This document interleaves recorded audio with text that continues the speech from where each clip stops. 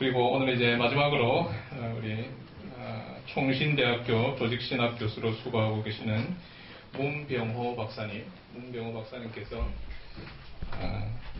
성경 교리 그리고 교리적 주석, 칼빈의 중보자, 그리스도의 위격적 연합 교리에 비추어 이 주제로 마지막으로 발표해 주시겠습니다. 큰 박수로 한번 환영해 주시기 바랍니다.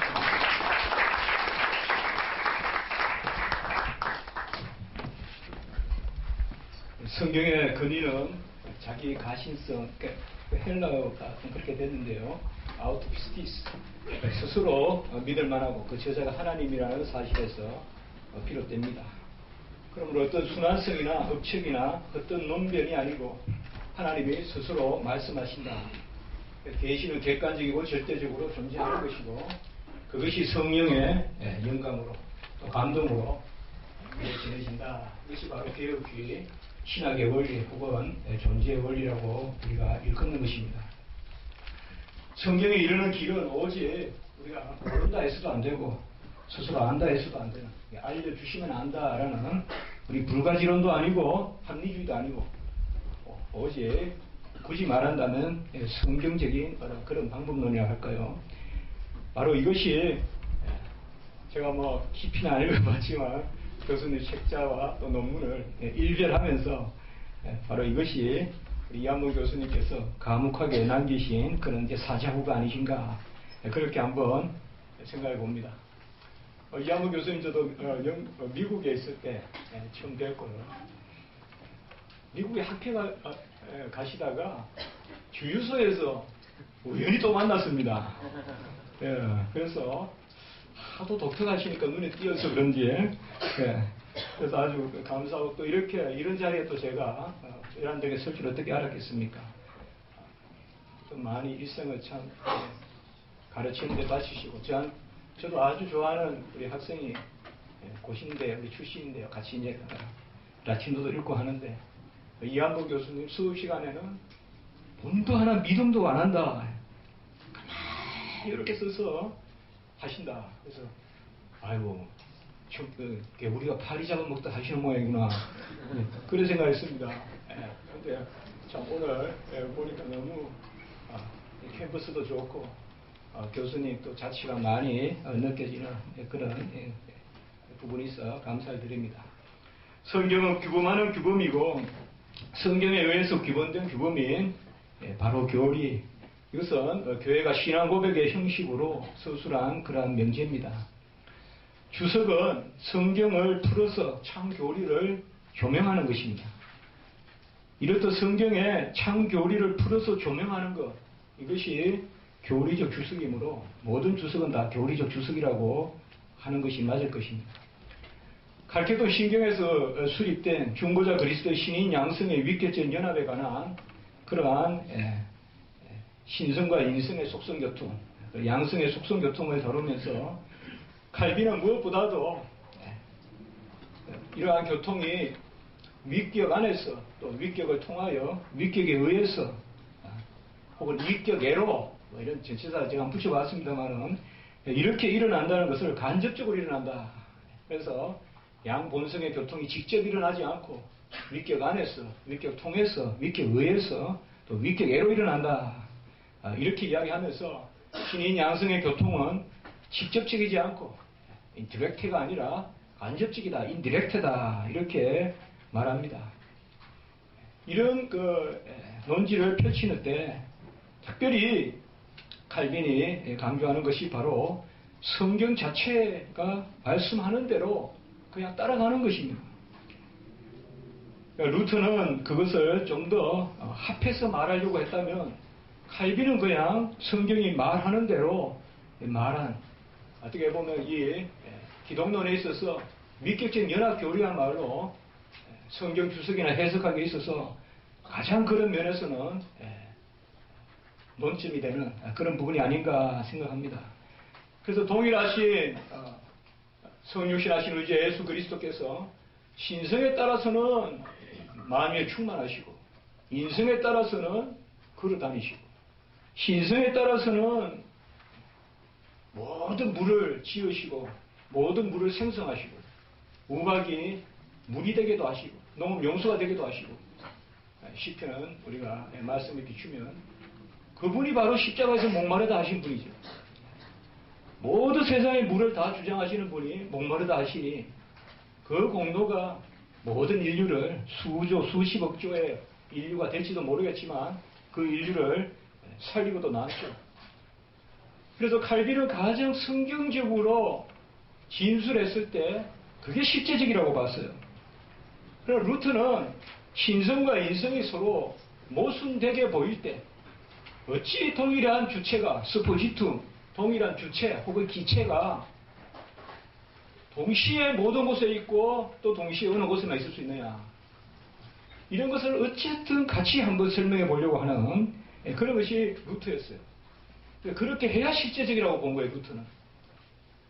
그런 측면에서 특별히 성찬 논쟁이 종교개혁 시대 때 그런 점에서 성찬 논쟁이 일어나고요. 특별히 2페이지에 보시면 특별히 이러한 교통을 칼빈은 물론 칼빈이 이 단어를 직접 쓴 것이라기보다 간혹 이 단어가 나오지만은 우리가 후대 개혁 신학에서는 바로 코뮤니카치오 베르발리스다, 축자적 교통이다, 뭐 문자적 교통이라 할 수 있지만 우리가 버벌 인스피레이션 이 단어를 제가 염두에 두고 축자적 교통이다. 그래서 말씀 그대로 하늘에 계시고 땅에 계시고 만유에 충만하시고 또 마리아의 몸에 계시고 말씀 그대로 진술하는 것, 그게 자체가 교통이라는 거예요. 이게 축자적 교통인데 이것에 대해서 루터란들은 이러한 칼빈이나 또 개혁 신학자들 혹은 뭐 그 당시에는 지어빙글리와 같이 그냥 한 통 속으로 묶어서 그들은 단지 그러한 말장난이다. 쉽게 말하면 이 모두스 로쿠엔디 단지 그냥 그러한 언어의 방식으로만 속성교통을 인정하고 있다. 그렇게 하면서 이제 루트란 속성교통론, 소위 루트라는 말은 빼도 되죠. 역사적으로 속성교통론을 전면으로 제기한 게 루트라니까 속성교통론을 전개하죠. 그래서 실제적으로 일어난다는 거예요. 쩌빙글리나 칼빈, 사실 루터조차도 그런 오해가 있었는데요. 이 쩌빙글리안과 칼빈을 동일시하는 그런 오해가 초창기에 있었는데요. 그래서 쩌빙글리나 칼빈, 그래 뭐 일치신조나 이런 데 보면 다 그 포함해서 상징적이다 이 말이에요. 그들은 그러니까 성경 말씀을 있는 그대로만 하니까 어찌 모든 곳에 계신 분이 어느 곳에 계실 수 있냐. 로칼리스, 어느 곳에 계신 분이 어찌 우비께 옴니프레젠트 모든 곳에, 이게 하나의 주체가 어떻게 동시에 모든 곳에 계시며 어느 곳에 계시냐. 그래서 비실제적이다. 그래서 실제적이지 못하다라고 이렇게 해요. 그래서 레알리테가 없다. 그래서 성찬에서도 공제설을 만들어낸단 말이에요. 신성이 인성으로 변해서 그 뭔가 신인 양성이 섞인 가운데서의 그리스도의 몸은 모든 것을 편재하기 때문에 우비키토스 모든 곳에 있기 때문에 성찬의 떡과 잔을 우리가 먹고 마실 때 거기에 함께 있는 공제, 함께 있는 떡과 살을 우리가 살과 피를 먹고 마신다. 그래서 레알리스, 실제적이다. 이렇게 이야기한단 말이에요. 이것에 대해서 루터란들이 이제 그때 이 칼빈을 따르는 사람들을 개혁 신학을 비판하는 말이 바로 저들은 한 가지만 말해야 되는데 두 가지를 말한다.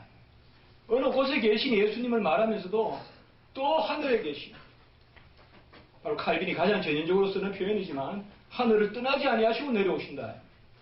하늘을 떠나지 아니하시고 내려오셨다. 이게 성경적인 진술이거든요.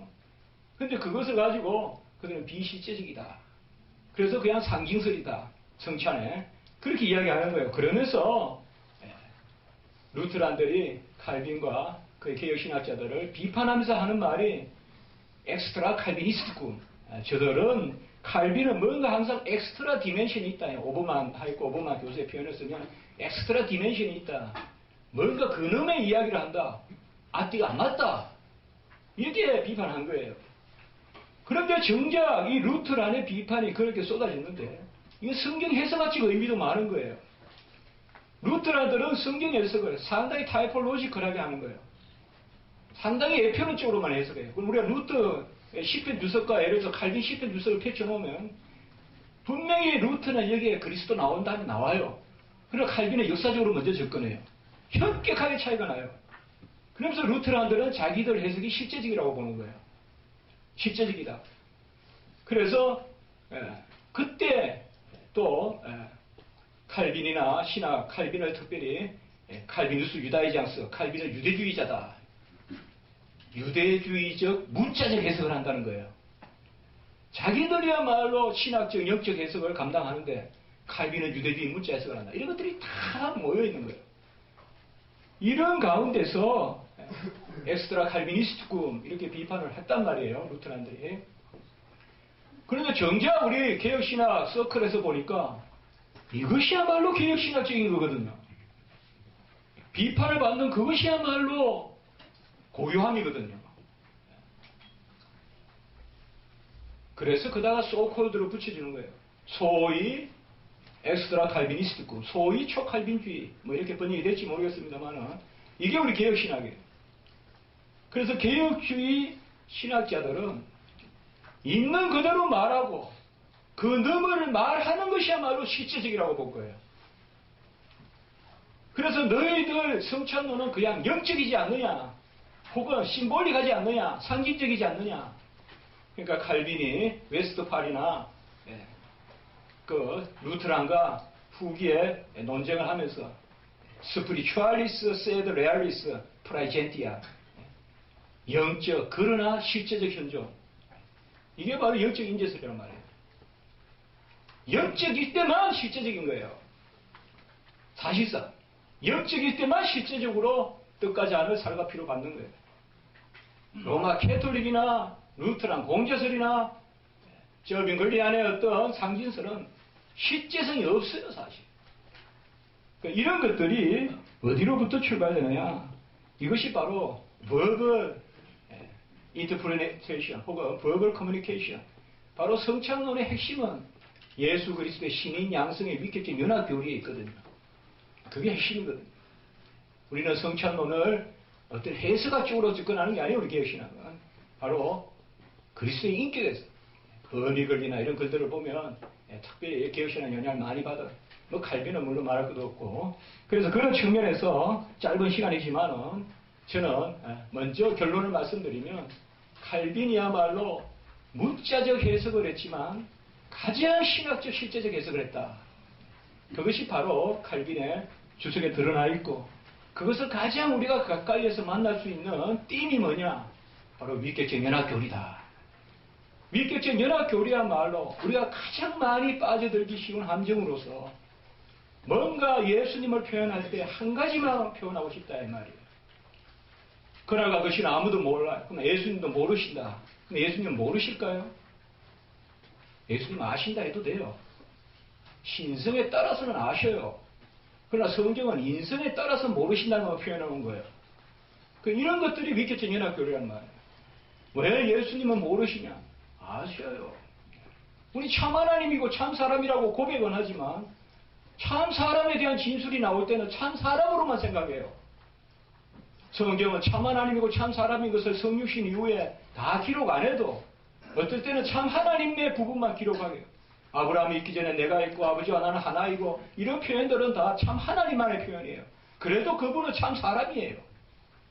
또 예수님이 이곳에 와서서 걸어 다니신단 말이에요. 걸어 다니셔요.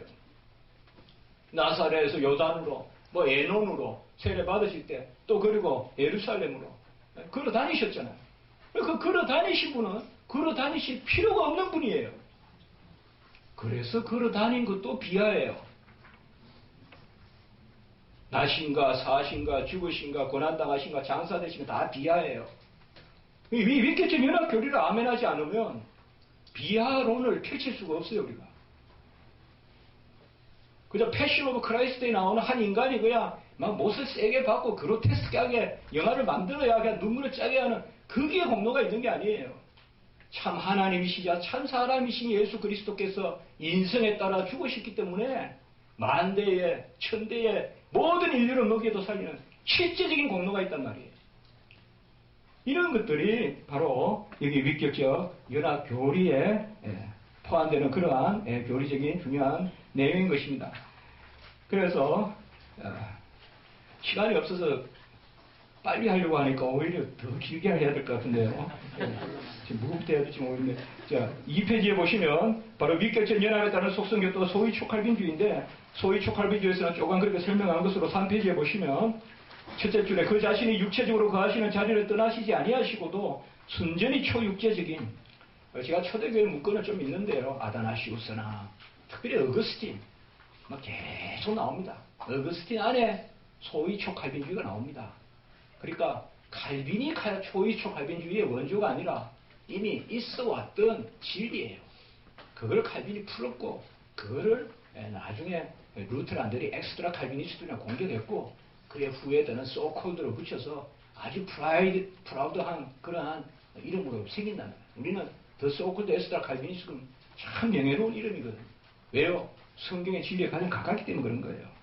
그래서 그게 다섯째 줄 보시면 토투스 우비께 세드논 토투, 인격은 모든 것에 항상 모든 전부로 계시지만 토투스, 그러나 신성과 인성은 그때 작용하는 바가 다르다. 이 말. 죽으시면 인성에 따라서, 성령을 부어주시면 신성에 따라서 이렇게 된다는 것이죠. 신성에 따라서는 동시에 모든 것에 계시고 옮겨 다닐 수 없는 분이 인성에 따라서 내려오셨다. 이런 것은 어떤 철학적이나 논리적 기결로 이룰 수 없는 부분이고 오직 프라이디카치오 베르바리스, 축자적 진술에 의해서만, 문자적 성경적 진술에 의해서만. 가장 유명한 말입니다. 엑스트라 칼비니스트금의 무한한 본질의 말씀이 인간의 본성과 연합하여 한 인격을 이룬다고 해서 우리는 그가 그 속에 갇혀 계신다고 공상하지 않는다. 놀랍도다. 미라빌리테 놀랍도다. 하나님의 아들이 하늘에서 내려오셨지만 하늘을 떠나지 아니하셨도다. 이건 어거스틴에도 그대로 이 표현이 나옵니다. 또 어거스틴은 하나님의 아들이 이 땅을 떠나지 아니하시고 올라가셨다 했어요. 이게 다 그 표현이에요. 이 땅을 떠나지 아니하시고 이거는 신성에 따라서요. 그럼 어느 곳에나 계시기 때문에 올라가셨다. 이거는 아나바이노는 또 인성에 따라서 장소의 이동이니까. 벽으로 들어오셨다. 이동이잖아요. 그 인성이에요. 항상 이동은 인성이거든요.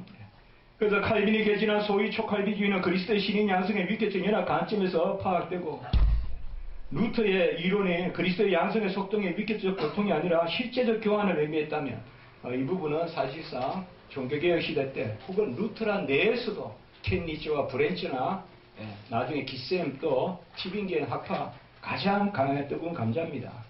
그래서 4페이지에 보시면 이러한 양성의 교통에 대해서 크게 네 가지로 칼빈은 표현하고 있습니다. 이것은 칼빈만이 이렇게 하는 건 아닙니다. 금방 말씀드렸던 켄니츠도 이런 게 나오고요. 크게는 첫째는 성경에는 신성에 관한 표현만 있다.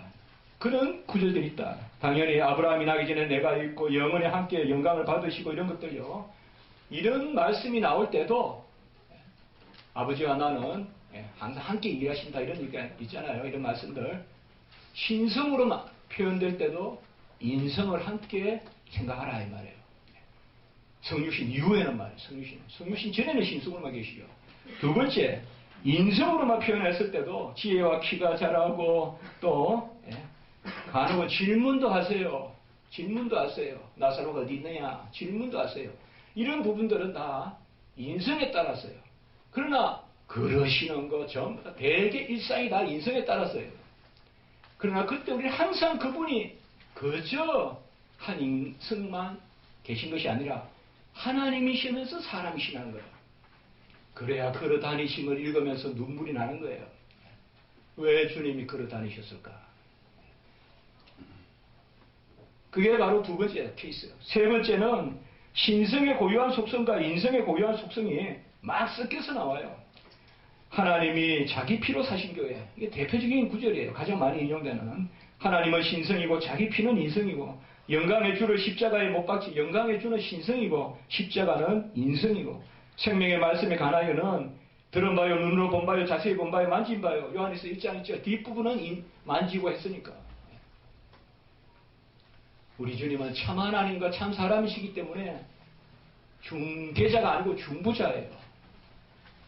중개자는 제3자예요. 중보자는 양쪽을 다 포함하는 분이에요.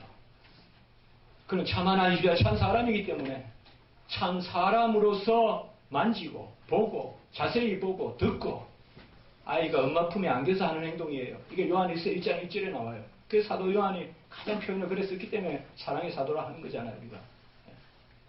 그런 인성이에요. 그런데 내가 보고 내가 만지고 내가 듣고 한 그분이 요한복음 13장에 내가 영접한 그분이 바로 하나님이에요. 그래서 주님을 보면 하나님 본 거예요. 주님 말씀 들으면 하나님 말씀 들은 거고 딴 데서 안 찾는다 이 말이에요. 딴 데서. 이방 사람들이 하듯이. 그게 바로 예수님은 신인 양성의 넷째는 바로 저쪽으로 5페이지에 넘어가겠습니다. 넷째는 보면 신성과 인성을 지정할 수 없는 이런 표현들이 있어요. 그러니까 그 수로 자체가 이미 신인 양성을 포함하는 가장 대표적인 것이 바로 그리스도라든지 구주라든지 구세주, 바로 구원주 이런 것은 바로 참 하나님이시자 참 사람이시라는 개념을 함께 포함하고 있어요.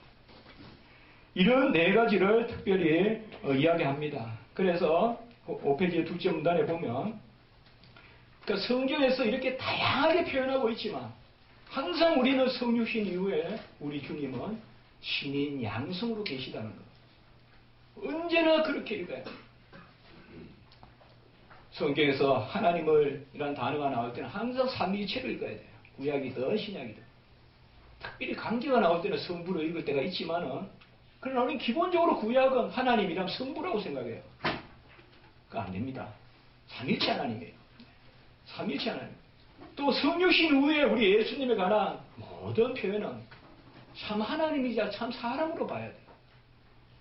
우리 여기 있는 우리 학생분들은 그렇게 성경을 한번 다시 조명해 보세요. 그 자체로 많이 은혜가 돼요.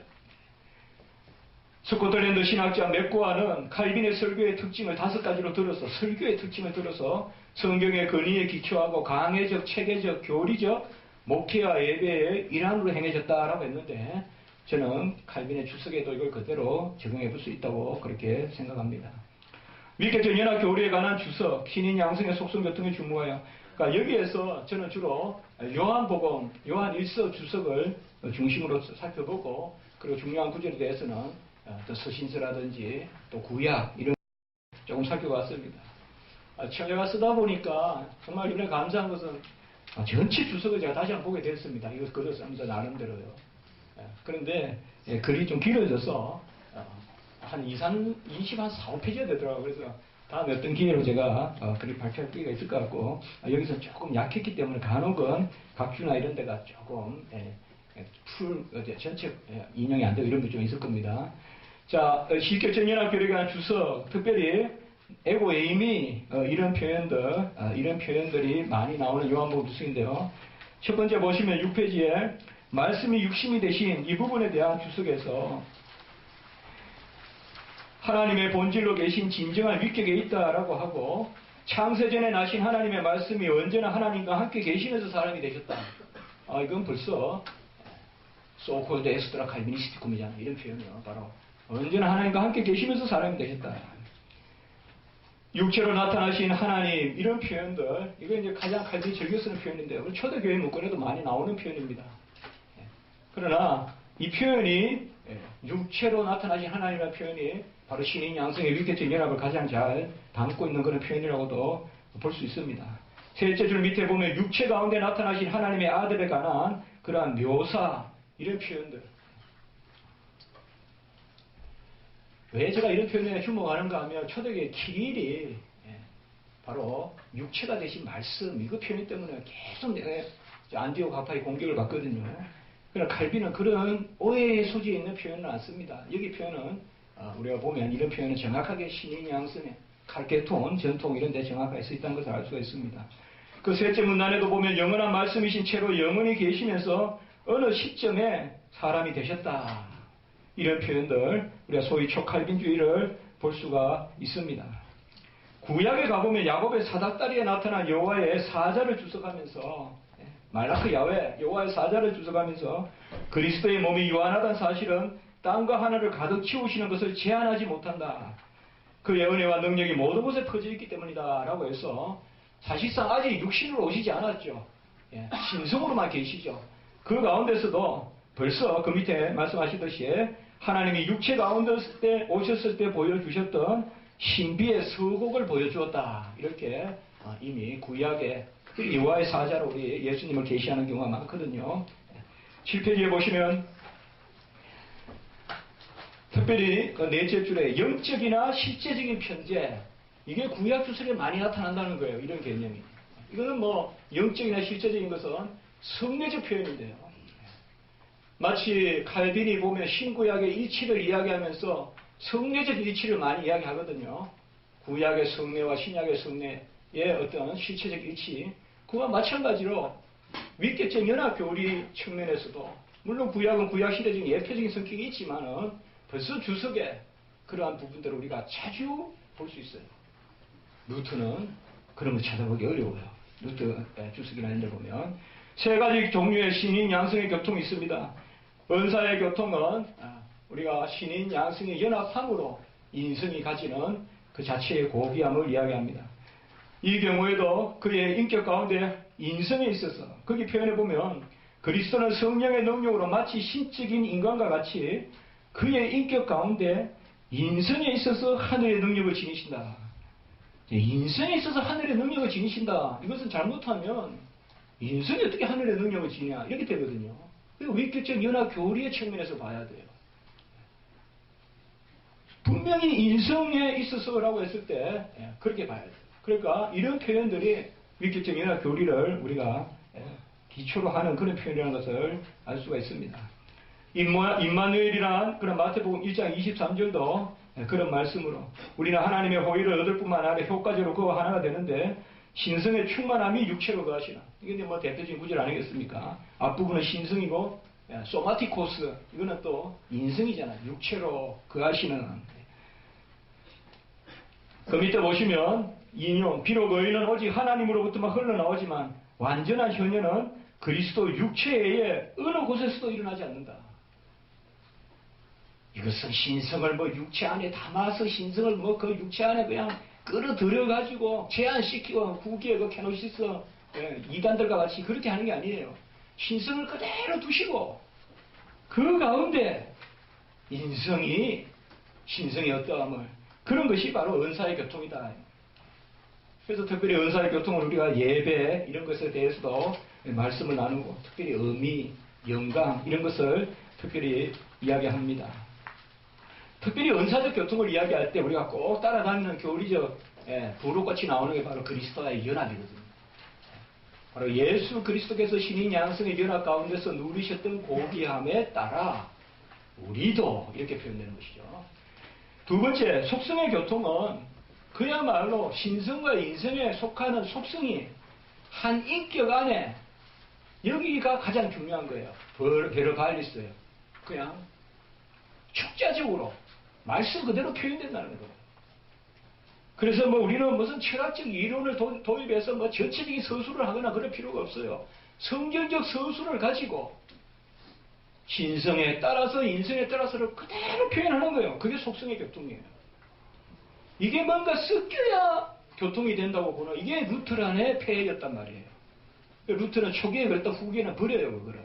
그러나 루터 제자들은 이미 그 안에 들어섰기 때문에 버릴 수가 없어요. 사실 루터는 후기에 버려요. 개혁주의가 맞다 이거예요. 돌아서요. 그런데 그의 이제 제자들이 이걸 계속 하는데 이 속성의 교통은 바로 그런 부분이에요. 그래서 신성과 인성에 속한 것이 우리가 서술을 해보면 트랜스페르 그 단어가 있죠. 그 밑에 보시면 트랜스페리 수동태로 써서 돌려진다 이렇게 주로 번역되는 거예요. 돌려진다. 신성에 관한 것이 인성으로 또 돌려지고 하는 것은 신성이 그렇다는 게 아니에요. 인성이 근데 인성은 편지하다. 이게 말이 될 수 없어요. 인성은 편지하다 말은 될 수 있어요. 인성은 국지적이에요. 지역적이고. 그러나 돌려지는 거예요. 이 땅에 오신 인자는 하늘에서 내려오셨다. 인자는 인성이잖아요. 하늘에서 내려오신 건 신성이란 말이에요. 이게 돌려진다 이 말이에요. 왜? 한인격 안에서. 한인격 안에서 양성이 함께 있는 것. 이걸 그대로 서술하면 그것이야말로 위격적 연합 성육신의 비밀이다 이 말이에요. 우리 학생들 개혁주의 신학 잘 하시려면 잘 받아들여야 돼요. 최고 잘 받아들이는 사람이 최고 심오한 사람이에요. 먼저 내 이성을 발동해서 빨리 한 가지와 두 가지와 부딪힌다고. 모든 것을 다 정하셨어. 기도해. 둘 중에 하나를 택해야 된단 말이죠. 다 정하셨는데 왜 기도시키냐? 매 학기 1학년들한테 듣는 질문이에요. 매 학기. 그러면 둘 다 아멘 하세요.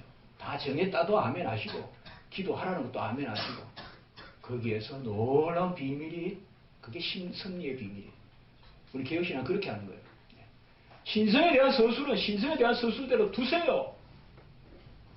우리 고신은 안 그렇겠지만, 우리 총신은 맨날 1학년 때 기숙사에서 밤새 싸우거든요. 이런 것 때문에. 그러니까 처음에는 은혜로 시작했다가 성령으로 시작했다가 나중에는 철학으로 맞추고 육체로 맞춰요. 야, 내가 철학 빼왔는데 말이야. 해석학으로 말도 안 되는 소리야. 이렇게 된단 말이야. 그래, 빨리 통닭이나 빨리 시키면 자능이 나는데 말이죠. 속성의 교통이에요. 가장 심오한 것은 받아들이는 것이에요. 그게 우리 개혁신학이에요. 근데 받아들이기가 쉽지 않아요. 그래서 노력하셔야 돼요. 우리가 9페이지에 보시면 둘째 줄에 하나님의 살아있는 형상일 뿐만 아니라 이 신성에 따라서고 아버지의 영광이 새겨진 형상이라는 인성입니다. 사역의 교통, 이게 이제 좀 더 십자가인데요. 빨리 한 1분 하고 빨리 마치겠습니다. 바로 믿음의 주체가 하나님의 성육신과 위격적 연합이 있는데, 믿음은 하나님으로서 우리에게 보기에 낮은 곳에 처하신 그리스도께 의탁하지 않으나 결코 하늘에 이를 수 없고요. 바로 아까 제가 말씀을 드렸듯이 바로 밑에서 셋째 줄 보겠습니다. 육체의 본질과 정서를 함께 지니셨는데 신격이 육체의 연약함의 여지를 허락하신 방법으로 대속의 죽음의 역사가 일어났다. 그래서 신인 양성의 위격적 연합을 모르면 값도 없고 비하도 없고 아무것도 없습니다. 그리스도의 비하를 논하려거든 우리는 직접 정가설 아닙니까? 객관적 의를 믿잖아요. 그거에 정가받았다는 걸 믿잖아요. 그러면 위격적 연합교를 인정해야 돼요. 그분이 사람으로서 죽으셨지만 하나님. 생각만 하시도 12형 더 되는 천사를 부르고 모든 사람을 동시에 다 십자가 밑에 십자가에 끌어올리고 주님은 내려오실 수 있어요. 신성으로서는 참으시거나 신성으로서는 쉬고 계시고 인성으로서는 고난당하시고 비유를 들 수는 없지만은 비유는 안 돼요. 여기도요. 적극적인 비유는 들 수가 없습니다. 우리가 굳이 말한다면 도움을 위해서 왼손은 모기에 물리는데 오른손이 잡으면 되는데 안 잡고 계시는 거예요. 이게 비하예요. 이게 비하예요. 왜? 의를 이루시려고. 근데 이 비유조차도 잊어버리세요. 틀려요. 삼위일체 비유는 쓰면 그날 밤에 후회하니까 쓰지 마세요. 그래서 팽이를 돌리면 일체고 쓰면 삼이고 이런 말 하면 안 돼요. 자, 위격적 연합과 하나님의 맞추심, 이것은 제가 그냥 넘어가겠습니다. 이건 어코모데이션인데 제가 좀 쓰는 것도 있고 한데요. 저는 이 위격적 연합 교리 이 부분에서 이런 표현들이 왜 하나님이 어느 하나만 표현했느냐 이 질문을 던질 수 있어요. 칼빈은 여기에서 보면 소위 신학적 오코모다치오 개념을 써요. 바로 하나님이 맞추어 주시기 위한 것이다. 우리에게 맞추어 주심, 우리에게 맞추어 주셔서 그렇게 표현하셨다는 것입니다. 바로 결론에 가기 전에 4페이지에 보시면 그 4번 가기 전에 위에 평범한 단순성이 교수 방법이고 그 여기에 평범한 단순성, 그 프레베이아 시플리키타스 이거 누구라도 할 수 있다는 거예요. 시플리키타스는. 그래서 이 단순성이라는 말은 우리가 성경의 단순성은 누구라도 말씀을 들을 수 있다는 거 아니에요. 그게 단순성이거든요. 단순하다는 게 아니라. 그래서 성경의 단순성은 다른 것이 아니라 받아들일 수 있다 이 말이에요. 우리가. 다 신학자가 돼야 돼요. 그게 개혁신학이에요. 다 신학자가 돼서 다 받아들이면 되니까 말이에요. 결론 축자적 기독론적입니다. 칼빈은 모든 복음이 그리스도 안에 있다고 그렇게 말했고요. 그 둘째 문장, 교리적 확실성이 담보가 되는데, 칼빈은 오직 신앙의 유비로만 주어진 본문들에 부합하는 체계적인 교리를 엄정하게 제시할 수 있다고 봤습니다. 그리스도의 위격적 연합에 따른 신인 양성의 축자적 교통과 관련하여 종교개혁 때 일어났는데요. 특별히 칼빈이 성경 해석을 결정짓는 이 간결성과 유익성, 바로 브레비타스, 파큐리타스는 문체만 그치는 것이 아니라 저는 교리적이라고 봐요. 물론 안명준 박사님께서 이 부분에 대해서 글을 쓰시고 겐버리 아니면 링컨 글 쓰는데요. 단순성과 유익성. 그 제가 학생들에게 기독교 칼빈의 문체는 단순하다 그러면 대체로 동의를 안 해요. 그다음 유익하다 그래도요. 유익하다 그러면 필기하다는 뜻인데 어찌 그렇게 많은 책을 쓰냐 이거죠. 단순한데.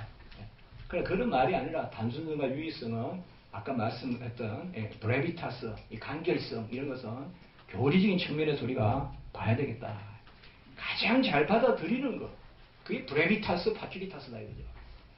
물론 문체적인 성격도 있고요 분명히. 칼빈의 설교 역시 이러한 관점에서 시종 견지됩니다. 칼빈은 기독교 강요에서도 이야기했지만은 바로 기독교 강요에서 말한 것은 딴 데서는 또 안 하고 주석에서는 안 하고 또 주석에서 또 한 것은 또 설교에서는 안 하고 이렇게 같이 해요. 그래서 같이 읽어야 돼요. 우리는 칼빈의 글은. 그리고 한 가지 칼빈은 설교나 주석이나 다 보면 신학적인 내용이 들어있어요. 우리는 보통 루터는 신학적 주석을 했고 칼빈은 그저 문자적, 역사적 이 정도 생각하기 쉬운데 저는 그에 동의할 수가 없습니다.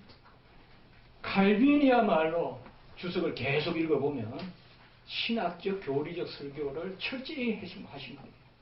그걸 문자적으로 받아들이면서 했기 때문에 처음 보기에는 밋밋하게 보여요. 루터는 무슨 주제를 하나 잡으면 싹 그 주제 가지고 하고 교리서에서 이야기했던 거 주석에서 또 이야기하고 그러니까 루터 주석 같은 거 읽으면 상당히 심오하게 보여요. 처음에는. 그러나 칼빈은 나누어서 이야기했다는 거 아셔야 돼요. 예를 들어 율법을 다룰 때 뭐 5계명이 왜 이거밖에 없어요. 칼빈이 율법을 강조했다는데 왜 1계명이 한 몇 페이지 안 되네요. 신명기 주석에 가보면 한 300페이지 돼요. 다 있어요. 다. 그리고 신명기 설교는 이만한 거 있어요. 또 신명기 설교만 것도 같이 보시라. 이한번 교수님은 이제 한마디에 대나무로 하면 그 마디를 넘어서고 계신데 더 많이 후학들 위해서 많이 또 살펴주시고 또 특별히 성경의 그 연관 또 이런 부분들을 더 많이 하시고 해서 마지막 줄만 제가 읽어보겠습니다. 칼빈에게 있어서 주석은 말씀에 의해서 규범된 교리를 조명하고 적용하는 작업일 뿐만 아니라 말씀의 본래적 의미를 추구하는 가정이기도 하였다. 이 후반부는 곧 교리적 사명이거든요. 그래서 설교를 하시거나 주석을 하시면서 또 설교를 하시는 우리 그 일도 교리 작업이 아닌가 그렇게 생각해 봅니다. 감사합니다.